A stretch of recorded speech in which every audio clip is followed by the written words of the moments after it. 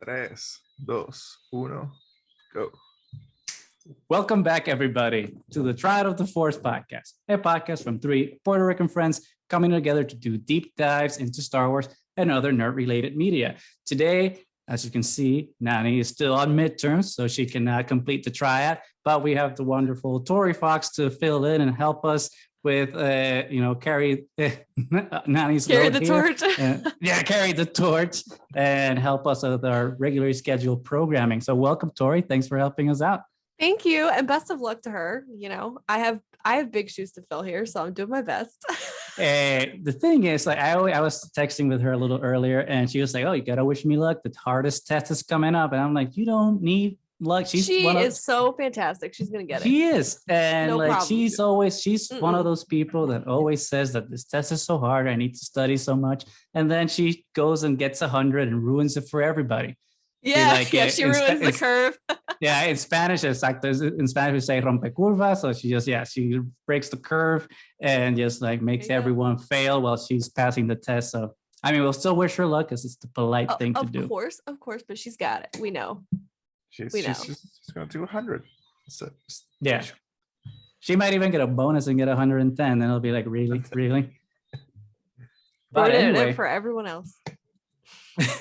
Yeah, but anyway, welcome. So Tori, you're here to help us out, and like I think what more appropriate thing to like have you come in and talk with us than to talk about some spooky stuff for the Halloween season. I know that's something. And if everyone follows, if people follow Tori on her Instagram, probably know that not only is she into crafting but into Halloween and go into repurpose Walgreens stores that become the Halloween specials. What are those stores called? I always forget what they're called. I see them pop up everywhere. Spirit Halloween. There we go. They're everywhere. They're even in Jedi temples. I see on Twitter too. They're yes, I saw that. Are they really? Yeah, like that. That's cool. And apparently, it's like Spencer's biggest like moneymaker. So really. And it's only once a year. And only once a year. They have a website year round. So I think they still fulfill orders throughout the year. So and they did not know that. They got good stuff. Clearly, I'm a fan. Yeah. What's the comparison between Party City and this in the store? Because at my Halloween store back home is Party City. Yeah. So I actually don't go to Party City a ton. Especially in the past 2 years, just because of how COVID has been and stuff and everything, I try to limit my outdoor activity. Rightfully socially distanced. But Party City, from what I've seen, like I think it's just a difference in like Party City doesn't seem to have a ton of like IP things, if that makes sense, like intellectual property things. Like they have stuff, but it seems to be very costume focused. And Spirit Halloween has a lot of like home decor. Like that's where they get me, because every year I buy stuff that I'm like, well, I'm gonna decorate my house with this, and then like it'll just stay out all year long, and then I have to buy Halloween stuff again because some of it stays out. And they have a lot of things like I love Beetlejuice, I love Ghostbusters, like those are some of my favorite things. And Spirit Halloween normally always has like really fun stuff for that. So yeah, I think it's the home decor aspect for me, Because I was gonna say, like, to me, I was like, when I went to Spirit Halloween for the first time, which was like later in life, I was like, oh, it's not the same as Party City because it missed like those like monsters and like right like really it feels too pop up, right? That cost like you were like, oh, I want that, but that cost like a liver and a leg. Halloween. Like, damn, a liver, Jesus Christ. Usually just an arm, but you have to give a liver. That's really expensive. But yeah, I always felt that Party City was like the Home Depot of Halloween stuff, which always made me confused. Which always makes me confused how Party City can sustain itself after Halloween. But then I realized there's more parties beyond Halloween, I guess. Every day. Yeah. So that's my question now. Does Party City then like switch out all the Halloween stuff for Christmas stuff? Depending on the season, because I've never been to a Party City after when it wasn't Halloween, before or after Halloween. Yeah. Honestly, I feel like that's the same for me. I think I've been to Party Cities a few times. I think maybe for like a party something, like I think maybe like balloons Yeah, exactly. One And time. that's only the one Yeah. counter right next to the register, so you don't even have to go into the store. Yeah, I think they just probably do seasonal stuff. Yeah. Again, I haven't, I never even realized it till now till you said it, but yeah, I don't really think I've been in one really, except for Halloween. And for the occasional balloon for nephews. Exactly. Yeah. Interesting. But speaking of then Halloween, I mean, obviously it's the spooky season, lots of cool movies. You were mentioning Ghostbusters, which if like people are hooked onto the internet know that NYCC just happened. And apparently people got the big surprise of having an early screening of Ghostbusters. So What is it called? jealous. Afterlife? Resurrection? Afterlife. There we go. And apparently it's good, apparently. So very excited for that one. I'm so excited too. What do you think about Ghostbusters, Mo?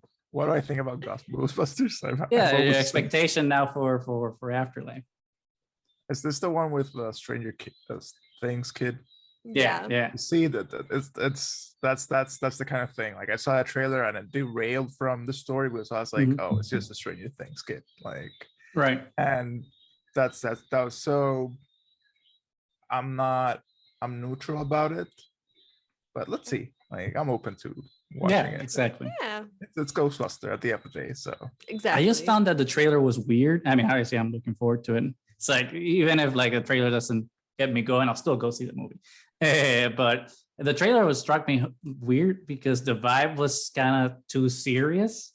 It's like, oh, the mystery of Egon's grandkid's house and all that stuff. And I'm like, Ghostbusters is a comedy, man. It's a bunch of middle-aged guys going up a bunch of stairs with heavy equipment and complaining about it.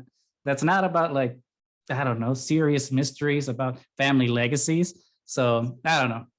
It was a weird, not to say it was a bad trailer, but I felt like it didn't jive with what I thought or think that Ghostbusters 1 and 2 is about. But whatever, man, I'm game. And Paul Rudd is a vampire, so Paul Rudd, I love him so much. I'm just there for Paul Rudd. He's been thriving, man. Ghostbusters, but he's the best. I wouldn't put it past him to go. I mean, because once you're in the Disney family, you're everywhere, and he's a Marvel, and I wouldn't put it past him to just come into Star Wars soon. Maybe some High Republic stuff, but hey, Paul Rudd in Star Wars, stop. It's too much. I think he would be a good fit. He would be a good fit, especially like I think maybe the Taika Waititi Star Wars. That's a good spot to insert him in. I could see him being just like a weird little character, like maybe like Pelimoto from like something like that, where he's just like bumbling around and he's like, I'm a mechanic or whatever. Like, just make it. I mean, but I can see it. But the man got ripped for Avengers and stuff. So I mean, he can be a Jedi. I can see it, like a lazy Jedi. I don't know. I mean, you're right. He could probably do it, but I think I would really need to see it to be like, yeah, that makes sense. Because he's just so funny. I don't know if I can like take away the funny roles from my brain. Which is why like I was apprehensive about his casting as AntMan. I'm like, that's just he's a comedian, not an action star. But then it's like, hey, okay, he's so good. It worked. Okay, it worked. I get it. But also very funny too. So true. I mean, you have to with a character called AntMan, I guess. It's just like of course, yeah. You can't. You gotta lean into the comedy for that. I mean, you can't go like Chris Nolan's Batman on it. Like you can't do that with AntMan. With AntMan, that would be hilarious. That would be a good comedy sketch, like a gritty AntMan. I would see that. I would see that comedy sketch for that. Brooding, but by Paul Rudd as well. By Paul Rudd, exactly. Yeah. All scarred and chiseled. But anyway, switching gears here from like more general Ghostbusters and Paul Rudd spookiness into Star Wars spookiness, we were gifted the gift that is the Lego Terrifying Tales. I think it was last week, and we obviously haven't had a chance to react to that. And it was a bundle of joy, as Lego Star Wars usually is. So I think we're going to discuss that a little bit. So Tori, you're like the master of spooky of the three of us. So why don't you tell us your initial reactions for Terrifying Tales? Well, I loved it. I actually have not gotten too much into the Lego stuff. This is kind of the one that got me. I'm starting to watch all the other ones now. I yeah, I haven't really. I've seen bits and pieces of like the Freemaker adventures and stuff like that. Mhm. But I love Gravala the Hutt. Great, Mhm. perfect character. And I loved all the horror references. I thought it was so cool and really just fun, subtle stuff that, you know, if you're a horror fan, you get it and you're excited about it. You know, I mean, right down to just like font choices, right? Like some of the font choices they had, you're like, oh, that's, you know, Lost Boys or whatever. So I loved it. I thought it was perfect. It was very funny. And yeah, perfect for the kiddos, you know, and I think adults Perfect for the too. kids. That's what's And exciting. adults, That's what I think is exciting about Lego is that like it's definitely for the kids, but Mhm. also they throw in those little references and jokes for the parents too. So Yeah. that's cool. absolutely. Or Like, more Well, what adults about that you? are not parents. You Right, know? right. I'm not a it's like parent. yeah. Adults that are still kids at heart. Yeah. or kids inside, Exactly. yes. I really enjoyed it. It was like just fun. It was an enjoyable ride, like seeing all the different stories with the overarching, Mhm. like, oh, what's gonna happen with this weird. I don't even know if they were like a force sensitive or anything. Just this weird, creepy attendant to Mhm. Darth Vader's. Oh yeah, yeah. Benet. Benet, yeah. I love it. I think he. I don't think he was force sensitive. I think he's like, oh my god, the caretaker in Harry Potter. What I forget his name. Filch. It's like he's like Filch. from the magical realm, but without any magic. yeah. I think that was him, and that's why he needed to overcompensate with the super force suit. Super Basically. sensitive turbo, Right. which is amazing. Like it cracks the imagination for kids and Mhm. just opens up the world of Star Wars. Like you don't have to be all like serious or everything has to follow like certain Right. orders. You can just make stories of them and you still learn, and that was the whole point of it. Like yeah, like it's teaching children about courage. Like we're all gonna face fear at some Mhm. point, so what better way than to do it with like the several like funny Right. stories on Halloween. Like so loved it. Yeah. I mean, it definitely wasn't a story that was made for me. I did enjoy it. Definitely not made for me, but I can still get the joy that was, you know, infused within it by the creator. So like, kudos to them, man. Like I always appreciate like a story that can just have fun with itself and not take itself seriously, but still craft like a story with heart. So so I appreciate it. It was a fun way to start a Wednesday before going to work. It's just like, okay, a little Lego Star Wars, fantastic way to start. So I did appreciate that Lego is doing like the heavy lifting in Lucasfilm for all the post episode 9 storytelling, especially with Ben Solo. It's just like they're the only ones to really pumping out Ben Solo content. So Yeah. that's always a plus. And seeing Ben Solo wield green lightsaber was a win for me because I'm team green lightsabers, tired of blue. I'm sorry for team blue lightsabers. I like but, green too. I'm with you. they're the best and they're spooky too, I guess, with the right lighting, as Last Jedi proved. But it was fun. It was fun. And I appreciate that it's not canon because you can do whatever you want with it.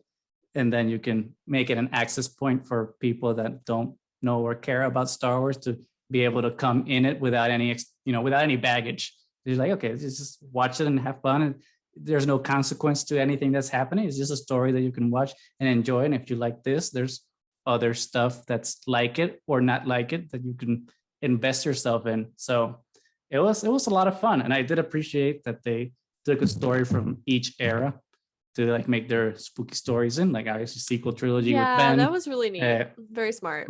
Bring back, I was gonna say Savage. Bring back Mother Talzin and Darth Maul, and then obviously the what if portion of the episode with the retelling of Luke Skywalker going into the Imperial Academy, which I thought was hilarious, especially watching Darth Vader give him a kiss as they swing on the chasm of the Death Star. So it was good. It was good.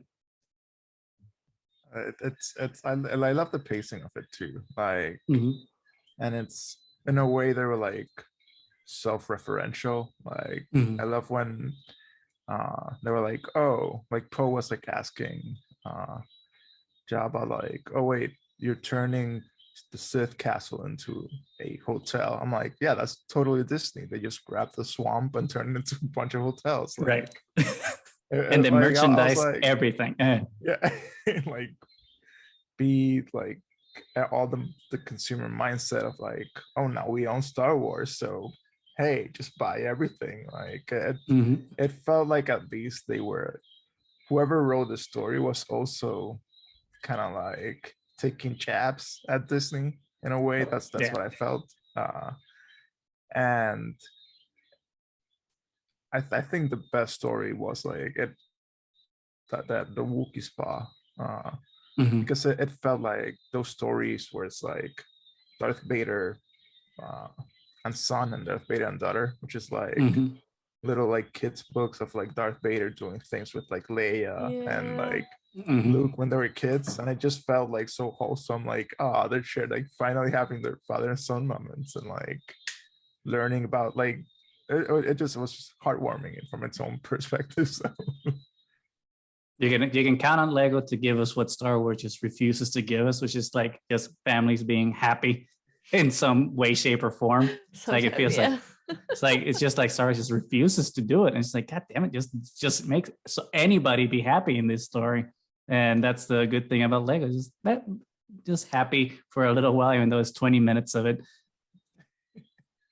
But I think did it feel like a Halloween special? That's the question. well, I mean, it's geared to kids, right? So it's not going to be like Michael Myers showing up and decapitating someone. I obviously wasn't expecting that. No. But like, apart from like BB-8, like getting like the pumpkin paint job and Mhm. Poe putting on the skull stormtrooper. What was it called? Yeah. Oh, I forgot. Like we didn't get like that much like Halloweenish things, or the droids with the red eyes, kind of like zombie. Yeah, we got zombie battle droids. Zombie Yeah, you battle. got Creepy Resurrection with Darth Maul, True. You got stuff. I see what you're saying though, like classic Halloween. I liked it. I don't know if like it in my own like opinion, like I don't know. I think I like the storytelling kind of like format Mhm. just because it did, like you were saying, like give you something from each era, which I think is Mhm. awesome. And it is really what I want to see more of in Star Wars, Yeah. That was like one of my biggest complaints about, not to go down this hole, but like The Rise of Skywalker, was there was nothing prequels in it, and it was this is gonna tie everything together, and I didn't see anything prequel And really. zero. There was like a Right. battle droid in the background, like I don't know. There was So a it's Naboo starfighter for a exciting. split second. Yeah, so it's That's it. exciting to have the prequels represented, to have a little bit Mhm. of everything, and so I don't know if it really would have worked for me like on its own, but I really Right. enjoyed it for that reason. So yeah. Because honestly, if you ask me like, what do you want to see for like Star Wars Halloween, like I would totally want something that was like Night Sisters related, or which of course we got a little bit of that, but maybe more of like a continuous story, right? Yeah. Mhm. So that'll be amazing. I mean, but to follow in that line of thought, what's the potential, right, for like more horror or scary or spooky, whatever you want to call it, storytelling for Star Wars? Then I mean, because I think obviously we just got the terrifying tales. If I'm not mistaken, we have the Tales of the Sith. I think it's called, like a book of like Sith stories that are kind of spooky, I guess, because it's evil people doing evil things. But besides that, I think the most adjacent thing in like live action or animation or TV or movie, whatever you want to call it, is just Darth Vader's hallway scene. I think that's the closest we've gotten to horror in Star Wars. Yeah. But is Star Wars even a franchise that can like have that type of genre within it? I think so. I think the Acolyte, which I know we don't know a ton about, but I think it's supposed to have a thriller element to it. That looks spooky to me just from like the title artwork, right? I would love to see something like that, because one of the things that I'm excited about in this time frame that we're in is you have something like, of course, everything is still very distinctly Star Wars, right? But you have something like The Mandalorian, which is like really leaning heavily into that Western, kind of feel. And then you have Solo, which is more of like a heist movie, and like all of these different little pieces of Star Wars that are kind of branching out more into different genres. And so I feel, like I said, I think the Acolyte might lean more that way. I think that might be probably like our spookiest thing to date. Right. But I would love to see an actual horror movie at one point, And I know that there was that comic with Luke and Aphra. I think it was like something about like Citadel or something. I can't remember the name of it. Right. But that was like a horror, and it was very marketed as like a horror thing. But I think you have like in Star Wars, you have all, I mean, I feel like even the Lego Terrifying Tales showed this. Like you have all the pieces in Star Wars for creepy stuff. You have, Night Sisters resurrecting people. Yeah. You have like, you Good have point. it. It's there, you just got to use it.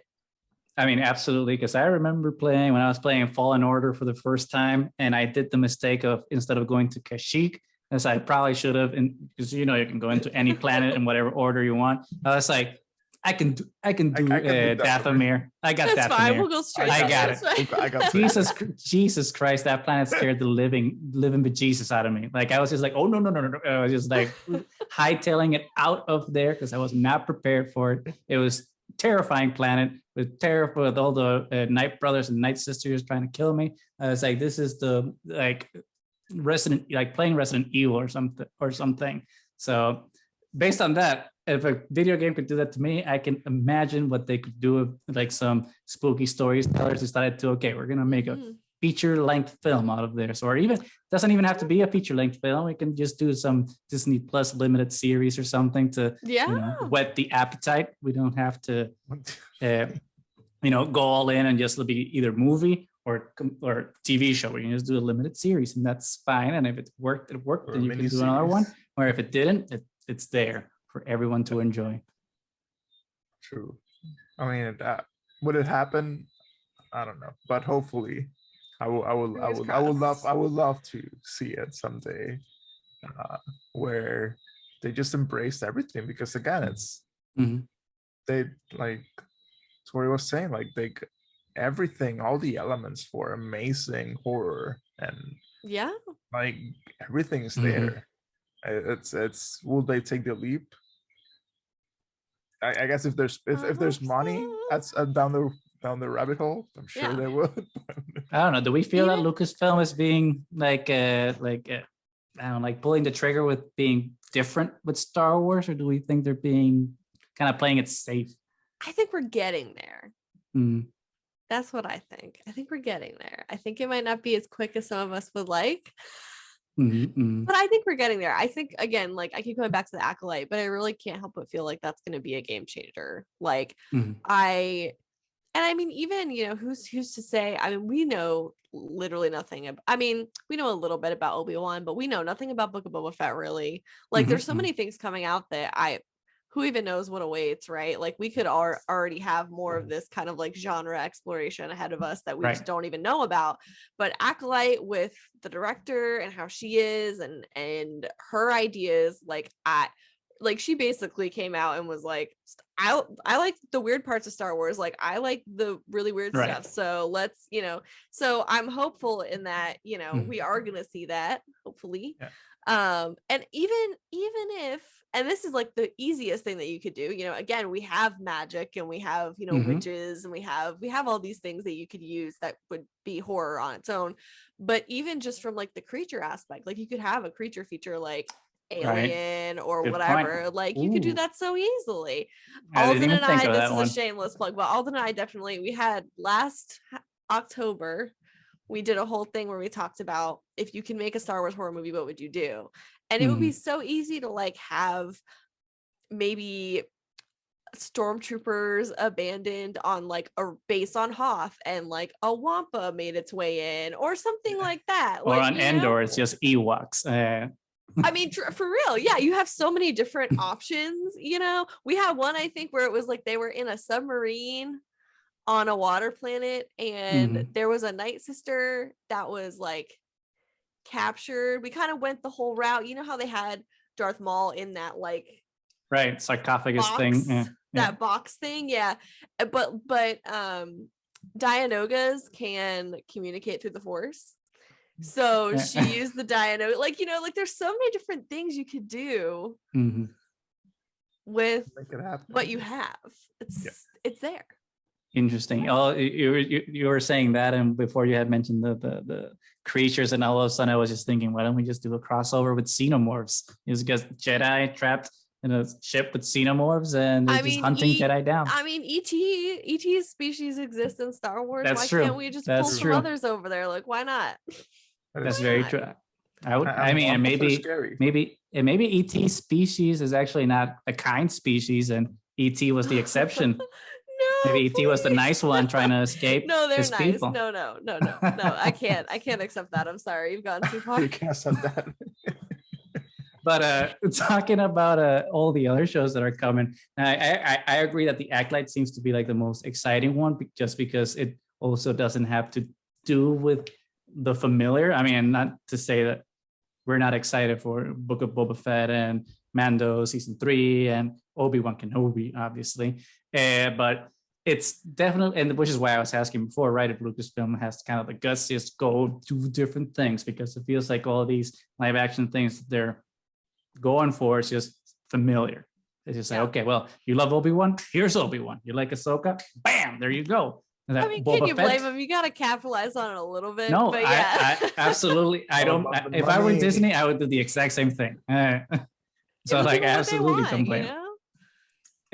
But to that point, though, there is space for like these other things, and Acolyte being one of them, especially with how it might or might not tie into kind of High Republic stuff, since it's like at the tail end of that. So it's kind of like, okay, we've seen on the Twitterverse how High Republic has gotten like a lot of love from like a lot of people, and though there's the people that are always going to hate, but they're always the usual suspects, and they're going to hate everything anyway. But there's a lot of acceptance for High Republic, so it's kind of like, okay, start maybe leaning into those stories and doing that, and start dividing up the media that you're putting out from like, okay, the traditional things that appeal to the familiar, and then the new things that are appealing to the publishing kids like us that aren't reading all that stuff. But that's just me, because I just want more and different things instead of like retreading where we've been. I agree with you. I'm always anytime they announce something, I'm like, give us more new people, more new characters, more new places, new. Yeah. I want to see, because it's a massive galaxy, right? Or so they tell me. Like, there's so many different. Yeah, we just more new. I agree. But I hope that we're getting there, like you said, with the Acolyte. I think that's it. It's a wild card. We have no idea what's coming. But even if it is High Republic is still so new that that's fine. You know what I mean? Like, even if it is heavily High Republic, right? Like, I mean, how many times have I read a High Republic something and I'm like, God, I really hope we can see these characters like in real life one day. Like, wouldn't that be cool? So. But even that's what they're doing, they're pacing. The Acolyte might be like the transition to the next phase. Like, they're like, I think that's what's happening. Let's milk what we have for now until we make all the money, and then we go explore. But even like, there's a lot of space for like a psychological thriller. Like, it doesn't have to be like, especially since there's no therapy in space. Everyone's going to be susceptible to psychological things. Like, imagine like, a debilitating like Yoda mind, and like being in tune with the Force, kind of like that Logan story with Professor X losing their mind, and like the Force like being manipulated and like changing reality. Like, there's room for so much things that also happen there. Yeah, absolutely. Right. I mean, you said that, it just reminded me of Ronin, because the Ronin treats mind tricks that way, in a way, because we see mind tricks in the movies and the show and the books and whatever. It's like, oh yeah, Obi-Wan did a mind trick and the stormtroopers let them pass through, whatever. But like Ronin, like they explain how like a mind trick is like this thing that messes people up, and they're just tortured by it after they realize that they weren't in control of their actions and stuff like that. So absolutely, I mean, that's a interesting way to approach how spooky Star Wars can go. But speaking of spooky Star Wars and Ronin and directions that Star Wars can go, I think one thing that was put out recently that kind of shows how Star Wars can just be completely different and do storytelling that is completely free, right from any bounds of canon and genre, is Star Wars Visions, which was a resounding success. I think I haven't Incredible. met anyone that doesn't like it. I saw a couple of people on Twitter that thought the umbrella lightsaber that the bandit or Koru, depending how you know her from the book or the show, held, and I'm like, well, you're dumb then, because that's like saying double-bladed lightsabers aren't. It is a cool lightsaber, and I want to bake it. It's like so badass and like so very cool. Like, that's what I love about, like, I'm not the biggest fan of anime, but I do respect how they just come up with the weirdest things. That's like, how did you think about an umbrella lightsaber? I don't know. It's something that's amazing, and I'm here for it, and I want to see more weird lightsabers. Like, give it to me. Yes, all the weird lightsabers. Yes. Like that, and the whole treatment of the Force, like they weren't afraid to just delve into it, which I think it's something that we've lost in most recent media, of like just leave the Force in the background kind of thing. Yeah, it's just there as a tool. Yeah, it's just there as a tool, while Visions treats it not as a tool. It is the story. Like, what is Star Wars? It's just the story of the Force unfolding, and ultimately that's what we get from Visions. It's like how different people interact with the Force in their own particular way, and isn't that what Star Wars should be all about? Like, right, give everybody their own way to handle and deal with their life in their own specific way, not just a rigid like, oh, Jedi or Sith way. It's like it's everything that's out there, and everything's possible. So even an umbrella that goes around showing like, or those shoes, those heels, or those from stilettos. Village Bride. I like that everyone. There were so many heels in Visions. I really appreciated it. It was very good. It's like so just killer ass heels like everywhere.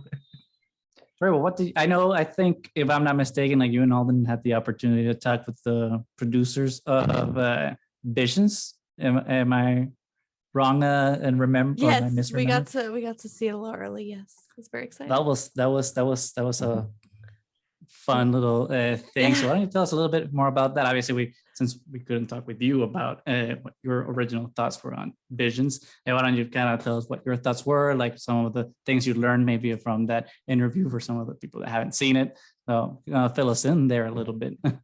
Yeah, I loved it so much. I really I've been a longtime admirer of just like the various designs that you can get from anime. Like, anime is not one thing ever, and there's so many different styles. And it was really cool to watch Visions and see how well these art styles complemented like the stories. And I just thought they were so interesting and unique. Like you said, they weren't afraid to go there. They weren't afraid to explore. And I think that's part of the value of having something that's not canon, because you would never have something like Toby 1, where it's, this really cool, almost like kid, but a robot, but there's the Force involved. Like, that one was so emotional and just beautiful, but I don't think you'd ever really get that in canon. And so I really appreciated that. I really loved Tatooine Rhapsody, for Boba showing up, obviously, but it was just so fun and so cute. The song slaps. Okay, good song. And then Akakiri actually, I think, ended up being my favorite, because I felt like it was such an interesting note to end on. Alden and I were you enjoying this? Not anymore. Well, Alden and I no, it was just so good. Alden and I kept talking about how, like, like release order is obviously something that they think about, right? And there seems to always be like an intent for what your release order is going to be. And so to have that be like the ending episode, I felt was really, really impactful, and I loved it. And I like that a lot of these stories didn't end on a definitive note. A lot of them, it was like, you're in the middle of the story. Like there's so much more to be continued from this. And whether that's in our own imaginations, or maybe a book, or maybe, you know, there's more visions coming, which would be really cool. That's awesome. Like, I really enjoyed how open-ended they were as well. Which is how Star Wars was, right? When the first Star Wars came out, it was already set in a world that was ongoing. So you're like dropped in the middle of that action, and then it ends. And yeah, it ended, but the conflict didn't end. The story still goes on. So even if you hadn't had Empire and Return and everything that went after it, Star Wars would have been like this thing that lives without a definite conclusion, because yeah, they started that star, but they didn't finish the war. So I think that Visions definitely was able to capitalize on that notion of understanding the openness of starting a story without starting it in a way, you know what I mean? Because like something was already happening. You're just dropped in the middle of it, and then ending it without a resolution. There's a personal resolution for the characters, but there isn't one for the story at large. So definitely impactful. I forgot what I was gonna say. So Mo, why don't you keep going there with Vision, since you're loving it too. I think what Visions achieves is it transcends everything that's just like, oh, everything's supposed to be this way because we've already seen something that was this way. It's almost like it's a very delicate, like ethereal, like touch of storytelling. Right. Like I think you both hit on like when you like the dropping into the unknown, and then also the being able to just explore and just run wild with it. And I think that's what Vision achieves. Like it's amazing how it happens in almost like 15 or 20, less than 20 minutes for most of them. The storytelling, the pacing, everything is so like meticulously on purpose, if that makes sense. Yeah, like nothing is there. Yeah. Like nothing is there to like it's not a fan service. It's not like something that, oh, we're adding something to please somebody. It's just, no, there's a story, these are the bare bones, this is the essence, and that they just deliver it. And every episode delivers. And then again, just going back to what I love about just talking about the Force and like how it is different, and it's not just constrained to just being a tool to help things. Like it's actually an adventure and an idea, and how it grows and develops. So that's what I loved about Visions, honestly. Yeah, I really liked when you were talking. I kept thinking about like, yeah, probably one of the biggest things is that it is familiar, but it's still pushing the limits a lot. Right. And like, of course, seeing which I can't believe it is his initially, but like I think the biggest, coolest thing is, kind of returning Star Wars back to the traditions that it came from. And still and basically seeing that just kind of just constantly build upon each other. Like we had like an R2 unit, but it it had a little bit of a different vibe. It had like a cool little hat, and like seeing all of these little bits and pieces of things. I really liked how the stormtroopers looked in Ronin, in the Ronin story. Was it the duel? The duel. The duel. Yeah. Okay. I just call it the Ronin one because I just think about the book every time. Right. But yeah, but so like I love like the way the stormtroopers looked. Like they were very clearly stormtroopers, but still very distinctly like anime, and had this totally different like flair to them. And it's just so neat. Yeah. And I think one of the reasons that it's able to achieve that freshness was that detachment from canon, right? Because you don't have to adhere to anything that preceded it or that's after it. So you can do whatever. set in whatever area you want to set it. You don't have to have any characters that you don't want to have, and you just do whatever you need to do with it, which is one of the reasons that not just the show Visions is fantastic, but the novel itself that Emma has gifted us with. Ronin has been such a treat to read, because unlike a lot of the Star Wars books, that not to say that they're not good, but they all feel constrained to some degree, where like the storytelling has to hit certain points and has to side with certain things that I feel in a way shackles authors to a degree. And I think they do great, and the books are fantastic, but Ronin has been such a breath of fresh air in the same way that Visions was. You can do whatever you want. And exactly, and they do that, and it's every page is just like poetry, and it's all about philosophy and the interior workings of what the character's doing, and you don't have to set up the next story, and it feels fantastic. And I think that freedom that all these creators are having to do these anime Vision story, and obviously Ronin is something that Star Wars needs a lot of. But which brings us right to like our kind of final part of our conversation, is like, what's the space then that Star Wars has for like non-canon stories? Because we have the Terrifying Tales, we have the Lego Holiday Special which are canon adjacent, I think we would call them, because they're set in the universe, but the events aren't really canon, or they might be, but who knows, but we just have fun with it. And then we have Visions, which is just like, whatever, man, we're doing whatever we want. So what's the future for that? Like, should Star Wars lean in more and like going 50-50, saying, okay, half the things we're doing are like our Skywalker continuity, and then the other half is just like these unconnected stories. Yeah. I think to your point earlier, kind of talking about like what if makes sense because of the whole timeline thing. I think that one of two things could happen. And I think that, they continue making Visions. I think Visions has been a wild success. I like you said, like, I've not seen, if I've seen maybe one person that didn't like it, like, I don't know, like Visions is a masterpiece. And I hope that they would make more or continue the stories like with Ronin. Like, I think that people have been obsessed with specific episodes. I think every episode has its fans, right? But I think like Village Bride is constantly talked about. These are things that people want to see more of, and I think that Star Wars will maybe do that, hopefully. But the other side of it is like, who knows, maybe there is some weird what if multiverse situation, and maybe they make it canon. Who even knows? Yeah, they'll pull the trigger on like doing what everyone says is like the world between worlds. Yeah, I was just gonna say, yep, that classic world between worlds that everyone talks about. Maybe, who knows? That's the cool thing about world between worlds. You don't know. The rules are not clear.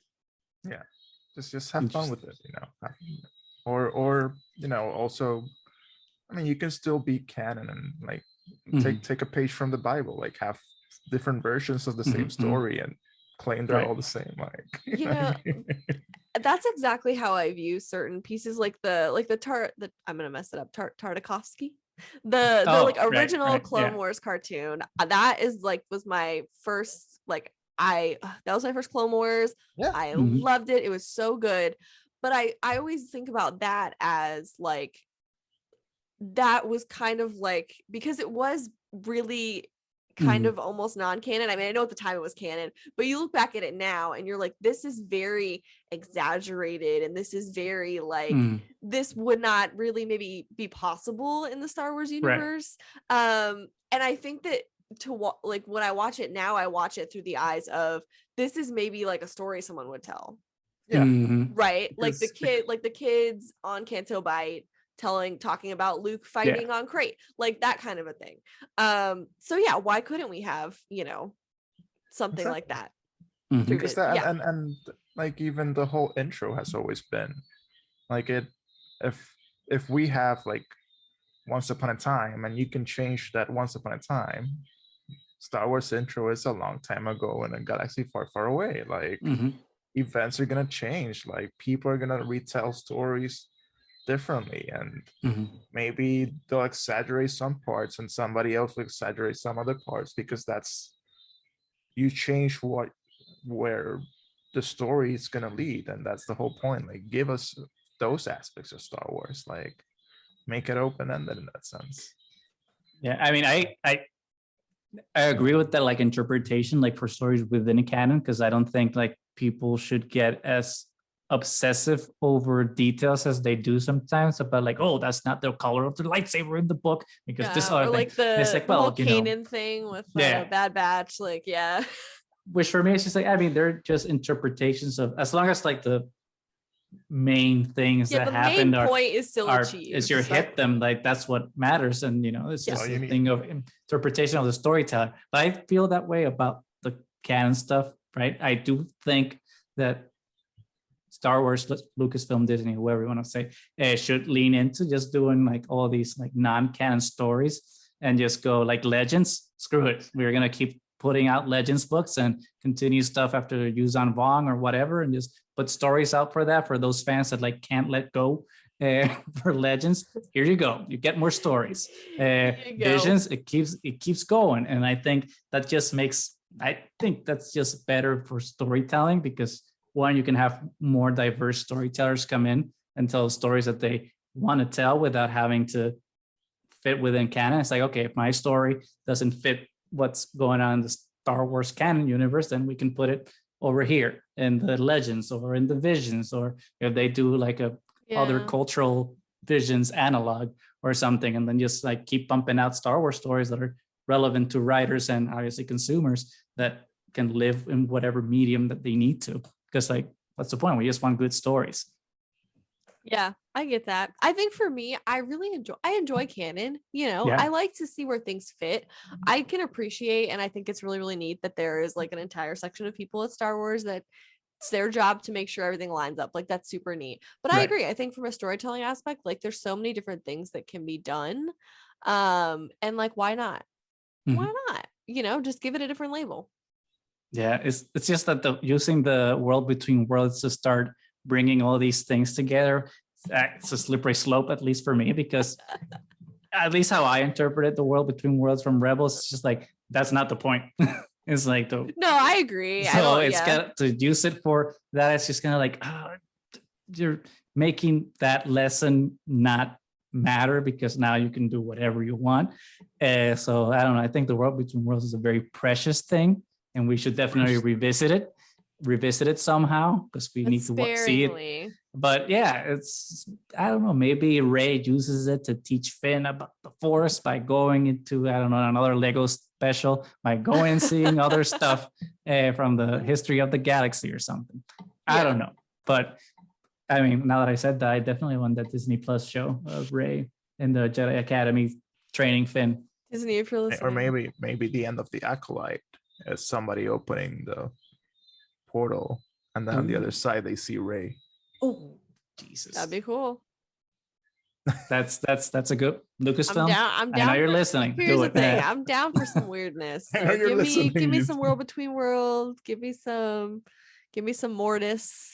Give me some Mortis. Give me that weird stuff, you know? Exactly. Yeah, I want to see what happened, because like there's something. I mean, the daughter's still out there. I mean, she was turned into the Convor, so we know that there's some aspect of her out in the world. So like there's a way to continue that story somehow. Maybe like she becomes the mother, and it's just it's just her and Mortis.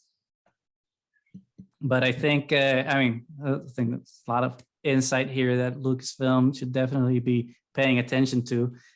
So with that, I don't know. I think we have any like final thoughts that anyone like had to share about either terrifying tales, visions, or any general spooky stuff. The floor is yours.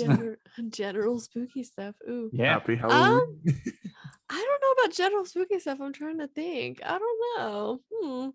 But what I will say is I'm really excited. I feel like we're in this really great time now where, and I mean, someone was saying it, we don't know what the full schedule looks like for next year, right? In terms of like when shows are released, but like technically speaking, you could have a new Star Wars thing like pretty much almost every week of the year or something next year with how many shows are coming out.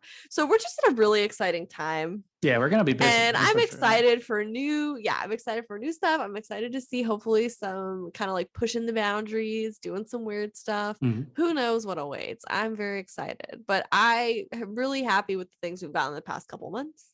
And I'm very excited about Book of Boba Fett. So Yes. It should be called the Book of Boba and Fennec, but you know that's Well, or Fennec and Boba, depending. I just want them to kiss, really. And please kiss. Episode I- 1 immediately I opening think- scene. Yeah. Opening scene. My initial gut reaction for ship name was Boba Fenn, right? Mm, So like, let's just change the Fett to Fenn, and it'll be fine. But okay, The Book of Boba Fenn, there you go. Boba Fett. it'll happen. It'll happen. They'll For- change it for- mid-season. It'll be great. No, that would be a for cool first scene is like- bootleg T-shirt to have like a Etsy or something, like just like rework the Book of Boba Fett logo just with the ship name. Yeah. We can't copyright it because obviously copyright, but let someone do it. There's an idea. Someone have Yeah. it. But with that, I think we're good. I mean, Tori, do you have anything you're going on you want to share with everybody? I mean, I put out some High Republic stuff in my shop, Creature Cartel, so you can check that out. Some earrings and a necklace. And then I have started a Patreon recently. So, I think we've talked about it on this show quite a few times, but I, have a background in making stuff for theme parks and doing makeup and props and things like that. So it's essentially just me kind of teaching you, if you are a patron, the things that I know from that. So I just did a monkey lizard cage, made a regular looking bird cage into a Star Warsy cage. So stuff like that. So yeah. Cool. Which is We'll put awesome. the So links down below for yeah, everybody. we'll obviously put the links down below. Please go and check it out because it's amazing. Tori Thank you. Fox from the Mandatorian Creed. Thank you so much for joining us. Thank you. Thank you so much for having me. This is Thank fun. you. Yeah, well, we are the Triad of the Force. Thank you so much for joining us. Once again, you can find us almost everywhere except Facebook because Facebook is no bueno. So Twitter, Instagram, and we have a TeePublic store. YouTube, obviously, just search Triad of the Force, and you'll be able to find us. But until then, thank you very much, and may the Force be with you.